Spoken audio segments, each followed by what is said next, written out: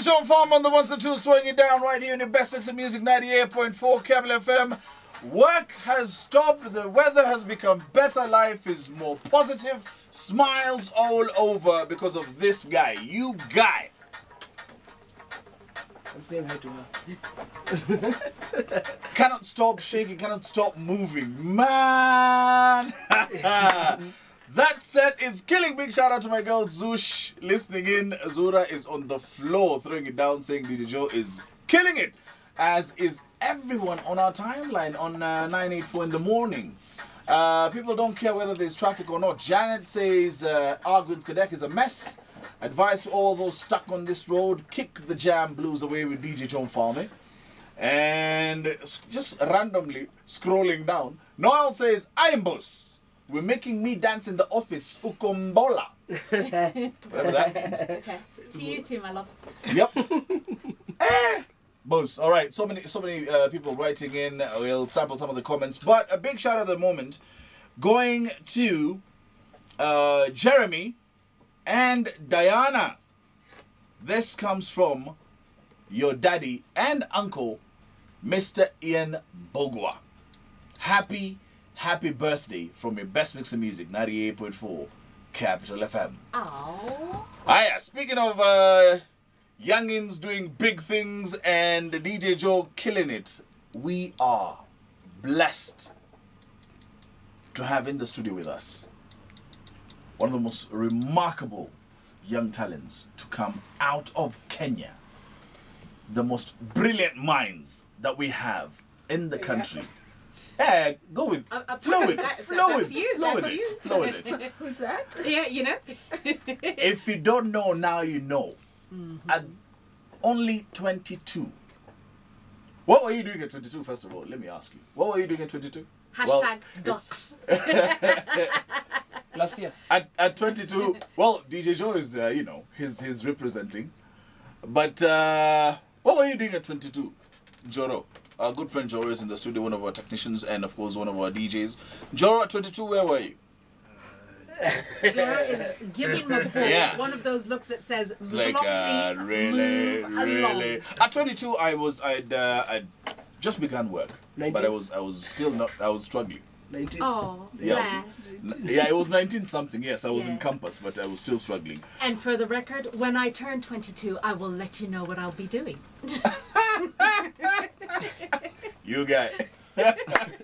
But at 22, we have in the studio with us Julie Wang'ombe. Hey, How are you doing, Julie? I'm good. How are you?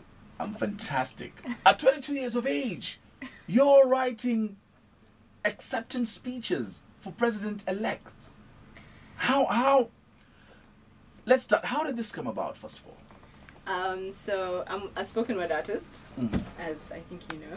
Yes, of course. And I started writing like, I think 17, 18.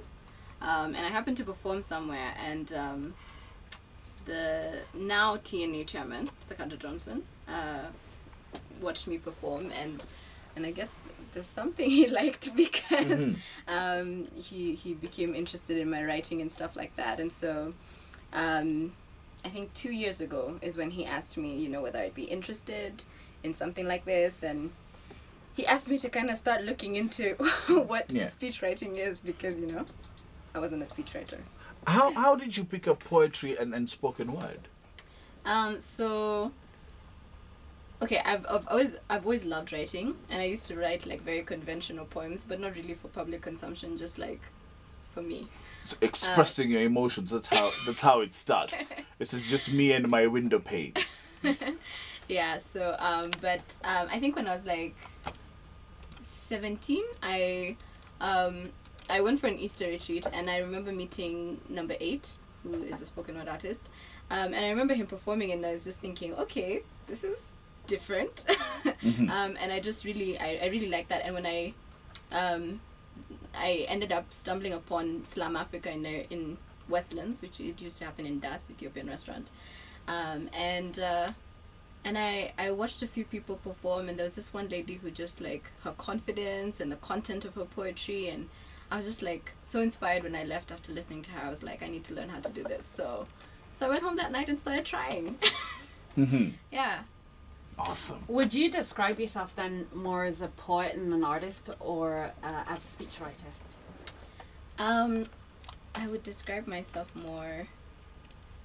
more as a student because in everything I'm still learning so much, you know what I mean? And well, not just that I'm still in school, but in all those things I'm just it's a learning curve. You are still in school. You are in school, aren't you? Yeah, yeah. Yeah, and you're studying international relations. Yeah. Yeah, John Falm is just on the floor for some random reason. My sister is doing the same thing.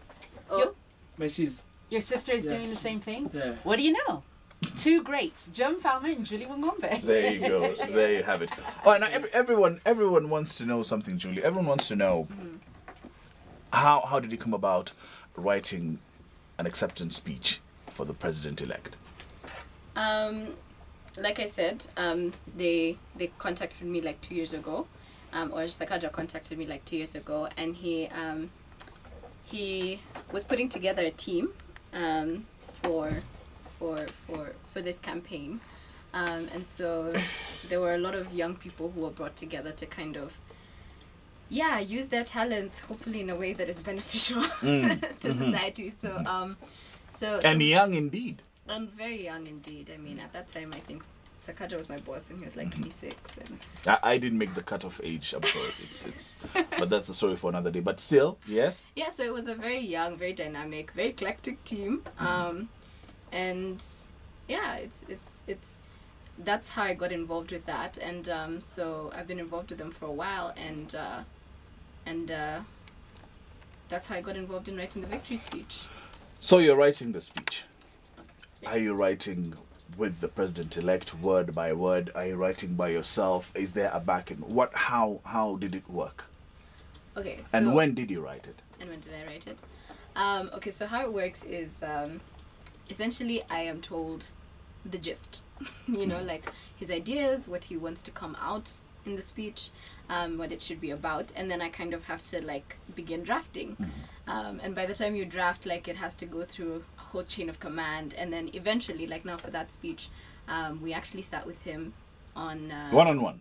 Yeah, we actually sat we sat with him the day before he delivered it, and you know, he went through it, and again it was the same process of going back and forth, like you know, with editing and him saying, okay, actually I want to say this and stuff like that. So yeah, the essence was really just him. Wow, amazing, amazing. We have in the studio with us Julie Wang'ombe. If you don't know Julie by now, Google is your friend. Or switch on telly once in a while. Julie Wang'ombe wrote the president-elect's acceptance speech, and that is just one of the many talents that she does have, including being a spoken word artist. Yes. Are we going to get a sample a little later on? Oh, okay. You know, we could do that. In fact, we need to do that. All right, so we are in the studio with an amazing poet. This is what we need to do, spoken word. And we have 15 minutes to go to the top of the hour. When we come back, we'll give you a topic off air. We'll select a topic for you. And then when we come back, you'll do a bit of a, you know, spoken word kind of recital thing. Okay? Okay, but... we'll choose an easy topic for you. Don't worry. Okay. Don't worry. It won't be economics and East African integration, no. So stand by for that, yeah? Bummer. There goes mine. Well, I'm hanging up my headphones on that note. on your best mix of music, 98.4 Capital FM, coming up to 15 minutes to the top of the hour.